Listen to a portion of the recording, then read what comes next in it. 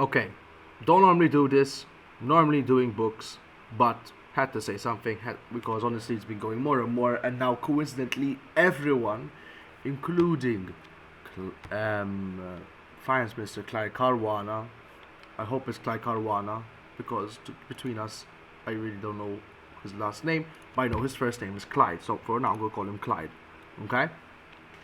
Any complaints? I might even add you, Finance Minister. Okay, this is not an attack against you. It is my opinion, right?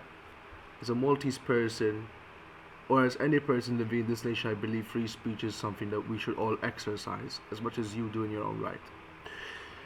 Now, to hit the ground running, okay, I'm gonna start with this. There are many things that I like what he says. You know, the fact that, for example, he said if you like Dubai, you should go live in Dubai because Malta is in Dubai. Respect that completely. Okay? Sadly, obviously, I'm not saying it's completely his fault, but I'm just saying the fault of the government and the rules that is applied. We're becoming like Dubai.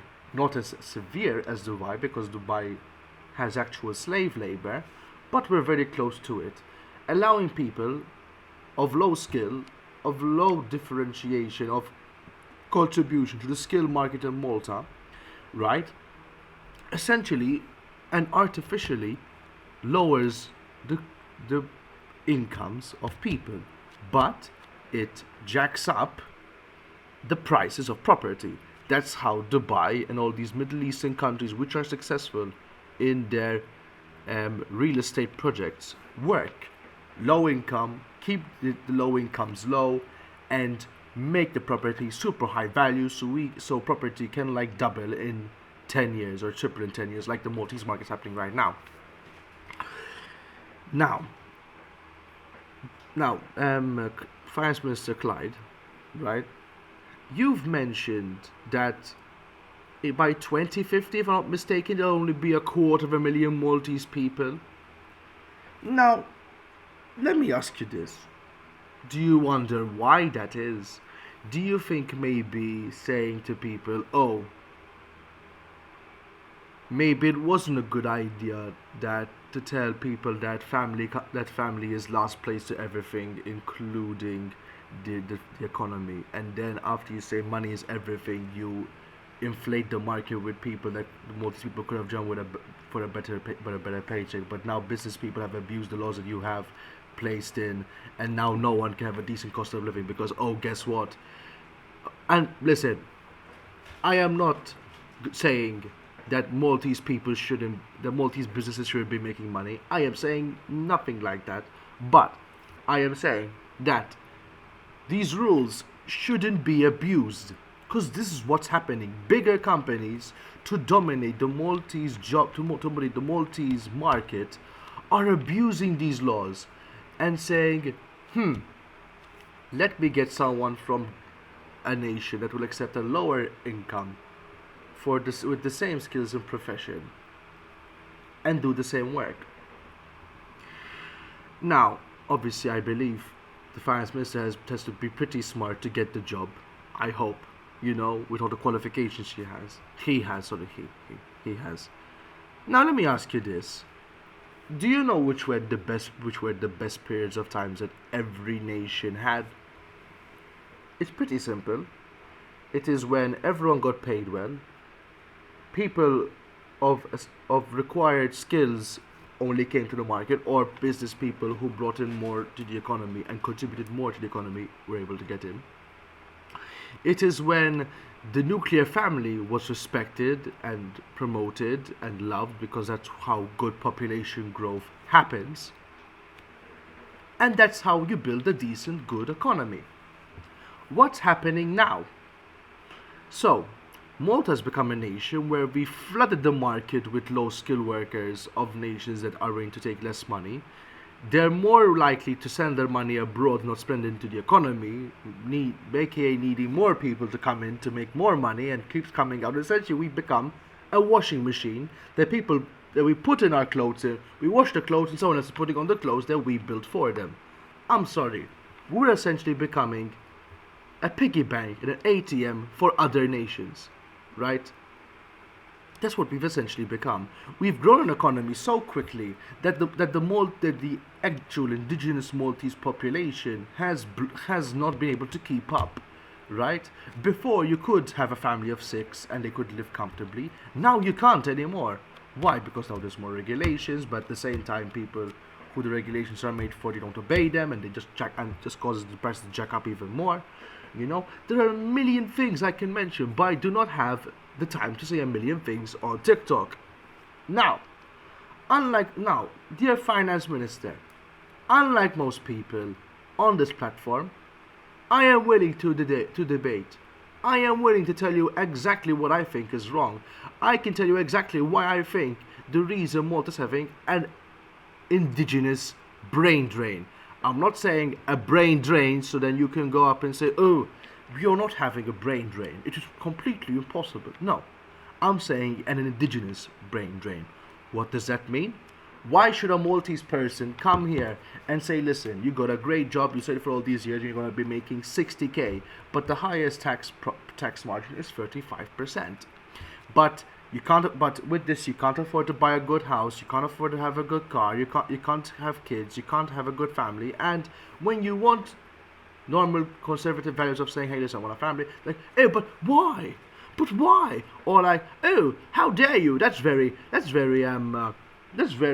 sexist of you. Why? Because you want to have kids, and because I even saw today, by the way, I don't know if you're obviously I don't think you're on the news that much.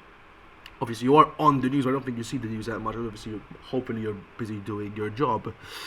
Just not a very good one. That a woman basically was complaining that someone expressed their opinion on sharing their thoughts about anti-abortion, just the same way she does complaining about it on her platform. So I believe the problem isn't that there's a lack of freedom of speech. I think that you've essentially created laws that, I hope it was by mistake, essentially silenced the people you actually need to grow an economy. Those who want to have kids, those who want people with high incomes, who actually want to pay taxes, business owners who actually want to invest more into the country, Maltese people who are actually going to spend money here, people who are actually proud of their language, proud of their nationality, proud to assist the country to grow.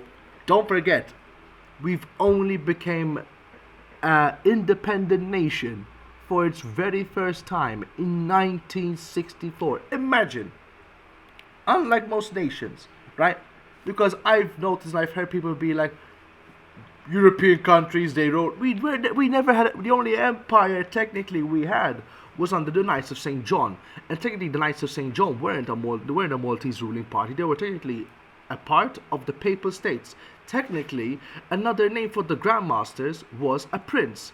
Technically, Malta was only, a religious elective monarchy, but it wasn't even a monarchy, it was a principality of the church. Am I saying something against the church? No, but I'm telling you how history is, okay? I studied history, I still love history, I'm a history author, technically. So, what I know is, history repeats itself, and we're essentially going back to what happened during the the Knights of St. John had the same problem, right? When Grandmasters, right, silenced the people for their opinion because they didn't agree with the government, they would jack up taxes, they would increase laws that people didn't want and make their lives more horrible. They'd put on projects that they didn't need, but at the same time the needs of the people weren't taken care of, and they would bring in lots of people. Like, the Maltese people find there's lots of different there's a big diversification of the people, but it was because there were different trades and businesses. But at the same time, for the first time in thousands of years, Malta is finally an independent nation. It's finally its own republic. Finally, the people have their own vote. And at the same time, the fact that we have democracy, the fact that we have our own right to say, right, is the same way we're going to be the downfall of the indigenous Maltese people. But at the same time, indigenous Maltese people, I'm referring to people who are proud to be Maltese, who are proud to say the language. And by the way, I am not saying that you need to be Maltese to do that, because I know, funnily enough, I know people who are foreigners who are more proud to be Maltese than Maltese people themselves. That is embarrassing. It's absolutely embarrassing, right? We grew up in media, with media that for children was mostly in English or maybe slightly or very badly translated into Maltese, right? We need to take the pedal to the metal and help our people want to have kids, want to get better jobs. But what you need to do is you need to crack down on these people and fix it. I'm gonna give you my opinion, because I'm never gonna complain about something about and give my opinion without maybe providing some possible ideas to help. One, analyze every single person who's in Malta, who isn't Maltese. What is their purpose? Are they contributing as a plus or a minus to the economy? Are they helping or hurting the job market? Are they above and below the average wage? If you see they're not worth it, barra, out. You know. If they are, keep them. And only bring in people who contribute good to the economy. What does that mean? People of specific skills that we need. People who with their skills and their knowledge increase the average wages in Malta. And business owners who say, listen, I want to invest in it. You know? That is what you need. That is who you need, right? The child problem, I'll tell you what you should do, because people love money. Instead of giving money to people who have kids, reduce their taxes. You might say, oh, but how does that help the government with their debt problem? Simple. When you have less taxes to be paid directly, they can buy more things. You get more taxes indirectly from VAT and things like that. So in a way, you're gonna get your money back. Okay? But say, listen, X percentage of your taxes get removed for every child you have, right? And the economy boosts more. There's more people, there's more children, and the Maltese indigenous group has been saved. Also, I saw that other nation is doing. I believe it's Hungary, but I could be wrong. But I'm just gonna say this for now. Obviously, anyone who can correct me can. Please say in the comments. But if you have a property and you're a young Maltese couple, every child you have should be a reduction to your loan, because it's more cost to you. And you're actually doing a benefit to the government for having kids. So the government should be paying for it. And by the way, I am saying this, who isn't red or blue, I'm saying this out of my opinion and my common sense, right? There are a million things you can fix, right? If anyone, right, has an opinion, say in the comments or message me DMs directly. I do not want to be a mouthpiece for myself. I want to start a discussion so Maltese people don't just look at the news and stop saying anything. Please, guys, stop complaining and make action. And if the finance minister actually sees this and you even want to hear more from my opinion, do so. Do so. I'm not afraid of anybody. I'm not afraid of their opinions. I'm not afraid of a debate. Find me. Debate me. My door's always open. And I'll see you all in the next video. Au revoir.